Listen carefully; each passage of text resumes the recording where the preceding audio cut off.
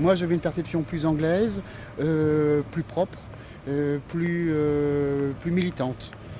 Ça n'empêchait pas que les Skinheads étaient des gens reconnus pour leur violence et leur provocation. Mais ça, c'était une part inhérente. Je suis allé vers Saint-Michel, où ils étaient un peu plus sympas, mais à l'époque, ils étaient mariés beaucoup avec les punks. La plupart des skins à l'époque venaient généralement du mouvement punk. Je dirais 95% des skins français de l'époque, c'était des anciens punks. C'est pour ça que là où on rencontrait des skins, en fait, on rencontrait aussi généralement des punks. C'est-à-dire que le plus gros rassemblement de l'époque skin dont je me rappelle, c'était le Chaos Festival qui avait lieu à Orléans en octobre 84. Et c'est là où on avait vu débarquer 400 skins et à peu près tout ce que la France comptait de skins et 150 punks plus une vingtaine de Hells Angels, à l'époque c'était des damnés, quoi, qui faisaient la réunion. Je suis dans le mouvement depuis 1984. Au début punk, par rapport, parce que je connaissais quelqu'un par rapport à la musique. Et puis après, ça a évolué sur le mouvement, sur la Oi et après le RAC. On avait une espèce de conglomérat de skinhead punk qui m'a fortement déplu. Donc j'ai pris quelques skins, je suis parti à Gambetta, former ma propre bande uniquement de skins parce que je percevais mal le mariage des deux. Je pensais on était noyés par les punks et qu'on serait assimilés à des espèces de squatteurs hirsutes et pas du tout comme des militants nationalistes d'une nouvelle vague avec un concept nouveau qui était la musique, le look et toute une sous-culture. Moi, à mon époque, enfin, quand on était skin, on était au moins nationaliste, quoi. Être skin, à l'époque, c'était une provocation. Provoquer, amener une réaction. Donc, lorsqu'on allait dans les balles, qu'on faisait, et ben finalement, on se prenait toujours. Il y avait toujours les trois pimpins du coin qui venaient pour tester. Il y avait toujours le groupe d'Arabes qui débarquait ou le groupe de Gitans. Et ben généralement, il y avait action-réaction. Il faut voir que sur le regroupement, en vérité, qu'est-ce qu'on choisissait? On voulait quelqu'un qui soit amusant, parce que à 20 ans, on a besoin de rire. Quelqu'un de dynamique, parce que on est agité. On avait besoin de quelqu'un qui, comme on était violent, qui sache se défendre, parce que notre démarche dans la rue est une démarche de violence, il ne faut pas se leurrer. Et puis il fallait quelqu'un qui ne balance pas la police, qui soit solide. Donc, parce que au début des années 80, c'était particulièrement déshonorant si tu balançais quelqu'un ou si tu portais plainte, tu ne pouvais pas revenir dans le groupe.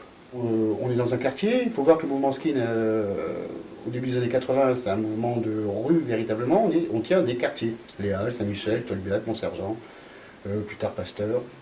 Ce sont donc des quartiers très définis. Moi, j'étais de la Fontaine Saint-Michel jusqu'au début de la rue d'Assas. Voilà, c'était notre petit territoire à nous. J'ai été skin en 82. On était une bande de potes à Pasteur. Bon, après, je suis parti à l'armée. En sortant de l'armée, j'ai continué à traîner un peu. Après, je suis rentré au JNR. J'étais nationaliste avant tout. Et j'aimais bien ce look-là. Et voilà, quoi. Une fois qu'on a réussi à se former, nous sommes revenus sur Saint-Michel, où on a fait une épuration, non pas ethnique, mais plus éthique, c'est-à-dire qu'on a viré les toxicos, les squatteurs, les hirsutes, les babas, les lucrates milk, les anciens béroriers noirs, tout ce tas de merde, à coups de pied, et on s'est installé là. Au même moment, en 83, par décision, on a décidé que les skins ne devaient pas être avec les punks, je parle pour ma bande bien sûr, hein, et qu'ils devraient s'installer dans un combat politique visible. Donc on a commencé à attaquer les manifestations. Quand je dis attaquer, c'est s'y rendre et même se battre contre les forces de l'ordre ou contre nos opposants. Et à partir de 83, on voit avec Devaquet et puis d'autres manifestations dans les mouvements nationalistes et dans les manifestations d'extrême droite et nationalistes, des skins, nous en l'occurrence. C'était fait pour marquer. Dans Libération, on commence à en parler, dans les radios. Au même moment, on investit toujours par volonté de paraître, d'exister, le Parc des Princes. Et on crée comme ça un mouvement qui deviendra qui se formera, qui sera beaucoup plus hooligan après, mais dont on est initiateur. Donc quand on parle de bande, on voit que déjà on a une perception qui n'est pas uniquement de gang, mais avec une idéologie, une volonté de communication.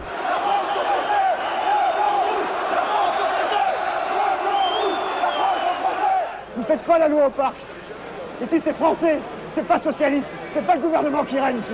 La personne qui était notre représentation à la télé, il faut le reconnaître, c'est Serge Batskin, quoi. Je n'ai jamais rencontré le personnage, je l'ai jamais discuté avec lui, mais on peut dire une chose, c'est à cette époque, quand on voit Serge passer à la télé, c'est celui qui donne une impulsion, quoi. Il n'y a jamais eu de philosophe chez nous, mais il avait un côté qui était une vitrine. C'était un gars, il savait parler, son corps était massif, c'était une forteresse, dans son esprit c'était un temple, il avait une dialectique qui était parfaite.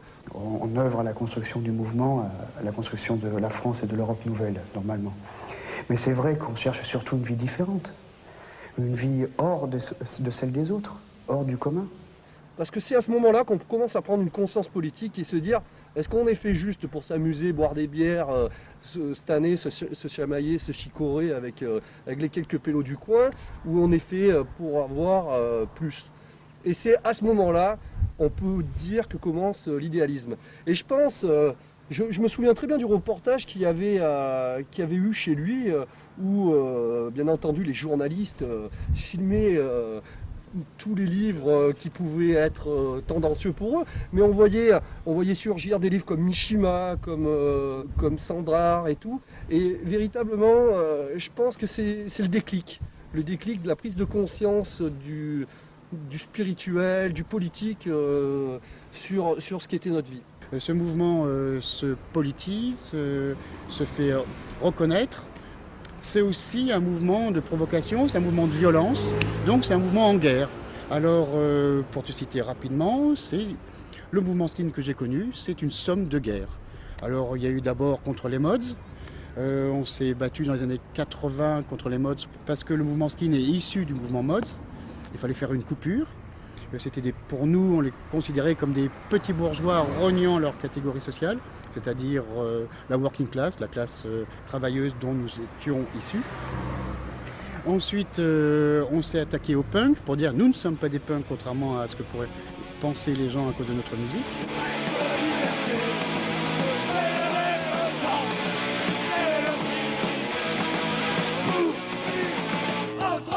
Et punk n'avait pas été suffisamment intelligent pour partir avant la fin du concert. C'était fait tout d'abord sortir avec perte et fracas par les damnés, et ensuite il s'était fait récupérer par les skins dehors. En 85, c'était aussi le début du mini-phénomène Béovier Noir. Il faut savoir que les choristes, danseuses, stripteaseuses des Béovier Noirs, c'était des gonzesses de Tours. Donc en fait, les deux gars des Berus venaient souvent sur Tours, parce qu'ils connaissaient pas mal le mec. Et à l'époque, moi j'étais pas là, mais mes potes qui étaient toujours sur Tours ont eu l'occasion à plusieurs reprises de discuter avec eux. Et il n'y a jamais eu d'embrouille, quoi. Les gars ont jamais dit nous les skins on va tous les exploser, quoi. Je sais pas pourquoi. Quand ils étaient que deux, ça allait tout seul, quoi. Ils étaient assez sympas. Quand ils passaient des concerts dans la région, comme des concerts punk canard, tout ce qu'on veut, généralement on y allait pour foutre le voix et pour montrer qu'on était là. Les Carayos à Valence, ils doivent en garder un très très bon souvenir. On a fait certains concerts où on a eu l'occasion de croiser le guitariste des Berus, où il a très vite couru. Les Nuclear Device qui sont passés, eux aussi, je pense qu'ils doivent s'en souvenir. Ouais, on a pris la scène aussi d'assaut du concert des Frelons, et un autre concert où le gros des Garçons Bouchers, on l'a fait courir, s'est réfugié dans la salle du concert. On commence à se battre contre des mouvements pseudo-organisés qui s'appellent alors à l'époque les punks autonomes, qui sont dans des centres autonomes occupés, KO, on comprend déjà la finesse du jeu de mots. Je me rappelle une assez mémorable bagarre à la fin d'un concert de Corneille Tifort à Londres qui avait été publié justement parce qu'on pouvait appeler à l'époque les Redskins, mais qui n'étaient pas des skins, c'était Red Action. C'était des mecs qui aussi voulaient casser la gueule à tous les skins, quoi. Donc ils avaient 150 d'entre eux avaient attendu les premiers skins qui étaient sortis pour aller prendre le métro. Il les avait attendus dans un coin, il s'était bien planqué et il les avait bien explosés. Ça, il y a 150, il ne restait pas grand-chose. Mais il y en avait un qui a eu le temps de partir et qui est revenu à la salle de concert, qui a dit « Les mecs de rédaction sont ici ». Et là, tout le monde est sorti et ça a été 10 minutes d'émeute. 10 minutes parce qu'on était à 500 mètres du premier commissariat. Donc après 10 minutes, on a eu le droit à 18 voitures de bobbies anglais remplies qui ont un peu séparé tout le monde. Donc on se bat contre eux, on se va dans les squats jusqu'en 84. Et puis après, notre mouvement s'intensifie idéologiquement. Au même moment, on en finit rapidement avec un autre mouvement qui c'est l'hard rock. En 2-3 concerts, c'est réglé. Et puis, on investit véritablement dans toute la partie idéologique et politique. À Lille, à cette même période, donc aux alentours de 1985, la scène était clairement radicale et clairement à droite. On ne va pas chipoter.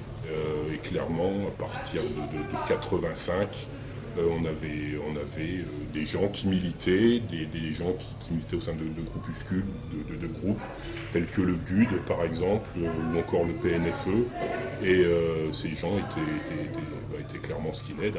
En 86, c'était là où il y a eu c'était vraiment l'âge d'or du mouvement skid, c'est là où il y a eu le plus de groupes, le plus de fanzines qui sont sortis, 87, et 86 c'est aussi, pour moi c'est une époque charnière, et il y a un truc qui est encore plus charnière que tout, c'était la mort de Génaud. C'était quand même quelqu'un qui motivait le mouvement, et sa disparition a fait que beaucoup de gens ont un peu, non pas perdu la foi, mais ils ont dit après regarde-moi ça, après on va finir comme lui, on va pas profiter, et puis on va se défendre, et puis après quand on va mourir, tout le monde s'en foutra. Donc il y a beaucoup de gens qui ont dit maintenant je vais passer à autre chose, quoi. Je vais arrêter un petit peu la provoque, et puis je vais devenir autre chose.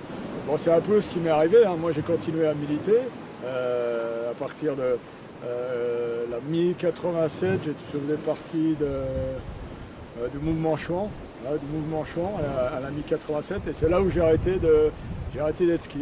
Tu t'aperçois au bout d'un moment que tenir la rue, ça va être tenir le caniveau de la rue, ça ne sert strictement à rien. Comme tu as agité et que tu es volontaire, tu veux t'impliquer, tu apprends, tu t'éduques, et puis après tu veux militer. Et en militant, tu essaies de rentrer dans des organisations qui sont capables de t'aider, de t'apporter ce que tu veux, et au niveau formation et au niveau action. Et puis surtout, tu recherches par toi-même la voie qui t'est propre. C'est la fin de la période festive. Donc à la période festive, on est tous, on pense tous à peu près pareil. Quoi. 3B, quoi. Ouais, on pense pareil, on est homogène. À ce moment-là, on se pose pas des grandes crises politiques. On lit quelques auteurs qui passent entre nos mains, mais c'est pas une grande recherche. Et puis on commence à une certaine période à aller vers une conscience politique. On se trompe comme tout le monde, mais comme tout le monde, on fait des erreurs et c'est de l'erreur qu'on apprend. Il faut savoir que le membre d'une bande, quelle qu'elle soit, vit dans cette vie de rue, de bande, de groupe, de clan, 3, 4, 5 ans maximum pour les 95% de ses membres.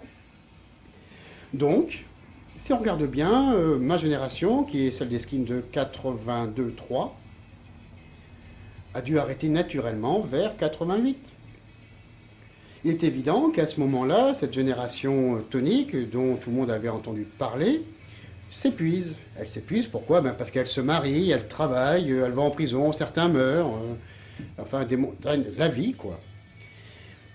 Elle est remplacée par une jeune génération, ce qui est normal, parfois même un peu trop jeune.